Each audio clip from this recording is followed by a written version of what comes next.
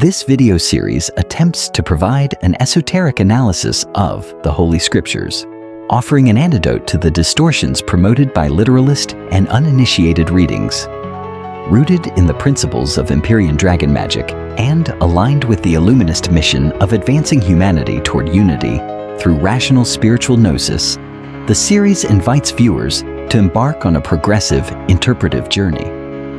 Each new video builds upon the last, creating a cumulative hermeneutic architecture that reveals the Scriptures as a coded metaphysical narrative for magic and self-realization.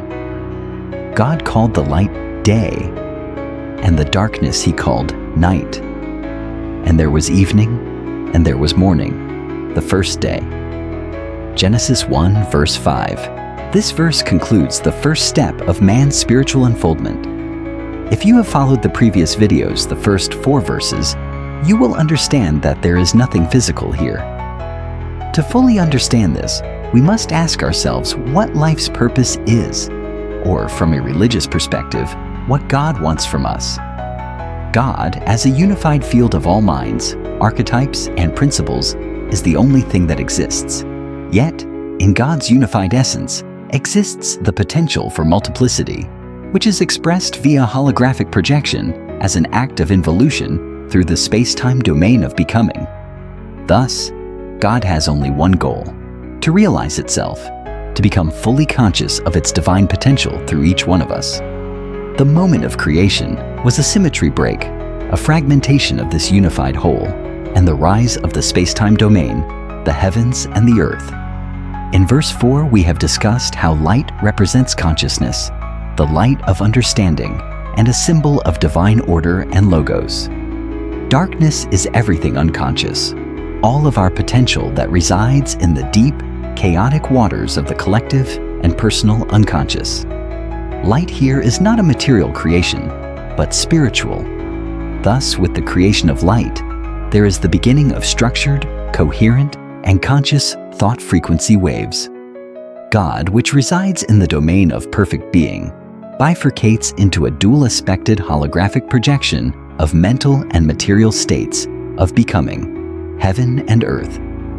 Light is manifested within this bifurcated state of ideation as structured sinusoidal frequency waves.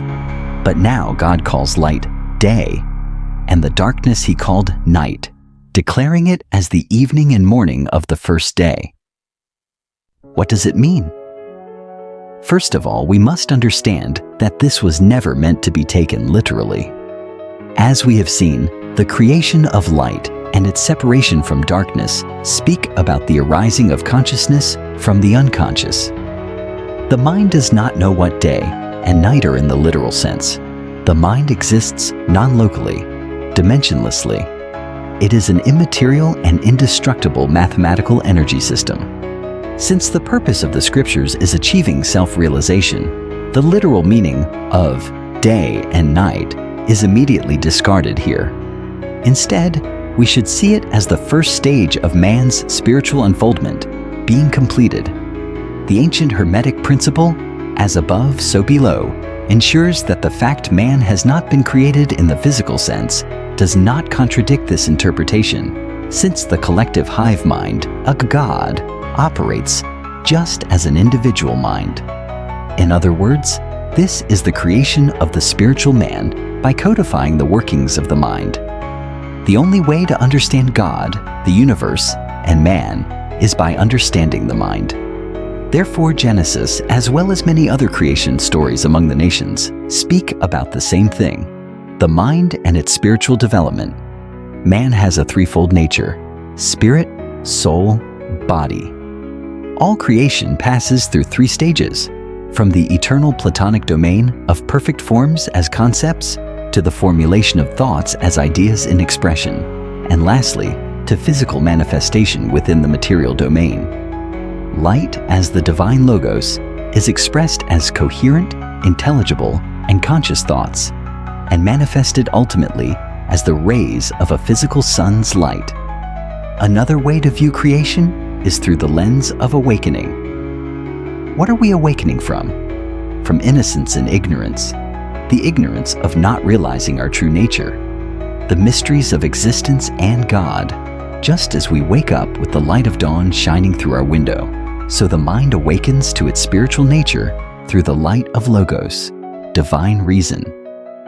It is therefore the reason why light, as consciousness and intelligent understanding, is the first act of creation. The development of consciousness in man is the first stage of his spiritual unfoldment. The light of understanding penetrates through the curtained windows of the mind to illuminate the dark corners of man's ignorance.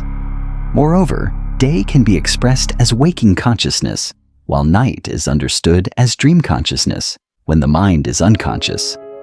The self-realized mind is completely lucid. All potential has been successfully actualized. The unconscious became conscious. Darkness has been illuminated. Ignorance has been transmuted to knowledge, understanding, and wisdom. The duality of day and night, light and darkness, is necessary for spiritual consciousness to develop dialectically through contrast.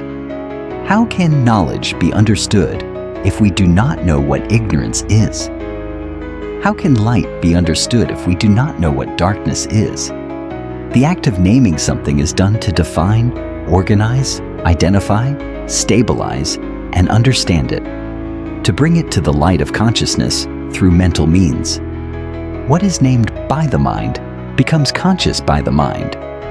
The Spirit of God, as self-awareness, hovers over the unconscious contents of the mind and brings them into the light of conscious understanding, imposing order, coherence, and realization. When light is named as day, it represents wakeful, analytical, and self-aware cognition. The night is receptive, imaginative, integrative, and unconscious processing. Thus, the evening and morning are symbolic cycles of mental states where the mind alternates between wakeful consciousness and dream consciousness, reflection, and integration.